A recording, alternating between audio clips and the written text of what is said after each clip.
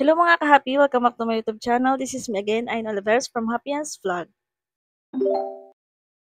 Ang video natin ngayon is about kay Popo Live. So, na-curious din ako dun sa nagtanong kasi merong nag-comment mga B, medyo mahaba yung comment niya. So, tanong lang sis, may napanood kasi ako sa FB, gumagawa din siya ng tutorial, pero parang may mali. Base na rin sa mga nagko-comment, dami kontra sa kanya. Sabi niya sis, pwede daw mag-solo live kahit naka-party live, basta on-cam. Totoo ba yon? So, kung tinatanong niyo sa akin kung counted daw ba yung oras kapag nag-on-cam ka, counted daw ba yun as solo live? So, kapag upgraded po yung earnings niyo mga B.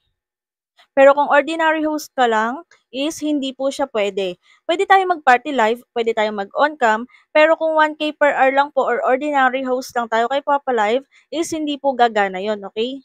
Totoo yan mga B na counted yung oras, pero dapat ang iyong earnings ay upgraded. When we say upgraded, 3K per hour. So, kung 3K per hour yung nakiklaim mo, 3K ping points per hour ang nakiklaim mo, pwede ka mag-open ng party live, pwede kang mag-on-cam doon, pwede mong patakbuhin yung oras mo doon. Counted siya as solo live. Pero kung ordinary host ka B, 1K per hour lang yung nakiklaim mo, hindi po pwede yon. Kahit maghapon magdamag kang mag-on-cam sa party live, is hindi yon tatakbo yung oras. Kailangan mo pa rin mag-solo live. Kasi ordinary host lang tayo.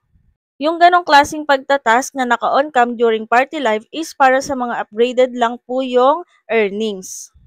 So, yung mga upgraded yung earnings, yung nakikipag-trade ng malakihan mga B. So, may video naman ako doon about dyan. And alam ko namang may idea na rin kayo sa kung anong sinasabi ko about upgraded earnings. And maganda rin naman talaga mga B na upgraded yung earnings kasi nga 3K per hour yung makiklaim mo. So, 2 hours kang magtatask and then dalawang 3K yung makiklaim mo. Tapos, 2 hours din yung task mo sa CS, so dalawang 800 din yung makiklaim mo. Pero ang kagandahan kasi kapag upgraded yung earnings mo, dapat lagi ka ring may coins. Pero kung wala ka naman laging coins, is okay na tayo sa ordinary host lang, 'di ba? Kasi ma-stress ka lang ng ma-stress dun B kapag hinabol mo yung earnings. So kung kaya mo naman ngayon, magkaroon ng malaking coins, bumili ng coins, makipag-trade ng malakihan, ayan, saka mo pataasin yung earnings nyo. So, okay lang din naman kahit hindi natin pataasin yung earnings natin, kahit di tayo mag-upgrade ng earnings, hindi naman tayo pinipilit na gawin yon.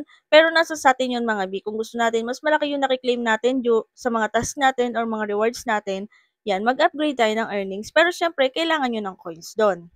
Para makaipon ng coins, meron tayo dyan treasure box, ayan, maghabol kayo ng mga GYC, and then try nyo rin mag-recharge mga B, maglaro kayo, palaguin nyo yung mga coins nyo.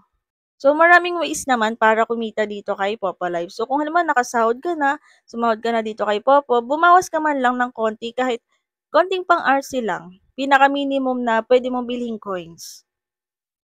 So, pwede mo ulit palaguin yun mga B, yung coins na yon. And then, kapag nanalo ka na, is i-trade mo na.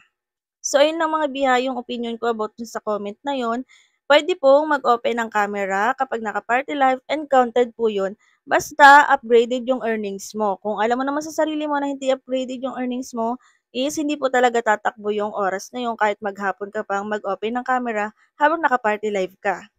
Para naman po sa mga gamers and live streamers dyan na naghahanap ng bilihan ng coins or diamonds, ay re-recommend ko sa inyo si CocoDP. Si CocoDP po ay isang top of website na kung saan ay mura yung mga bilihin na pwede sa mga gamers and live streamers at may ilaw din po siya. 24/7 open siya mga B, kaya kahit madaling araw ay pwede kang bumili ng coins dito. And then, mabilis lang din po yung kanilang transaction. Wala ka na mga seller na i-message para lang tanungin kung available ba or pwede bang mag-RC at hindi ka na rin maghihintay na matagal para dumating sa account mo yung coins kasi ikaw mismo yung gagawa ng transaction dito. Sa mga gustong bumili, i-click nyo lang yung link na nasa pin comment or sa description para magkaroon kayo ng access kay CocoDP.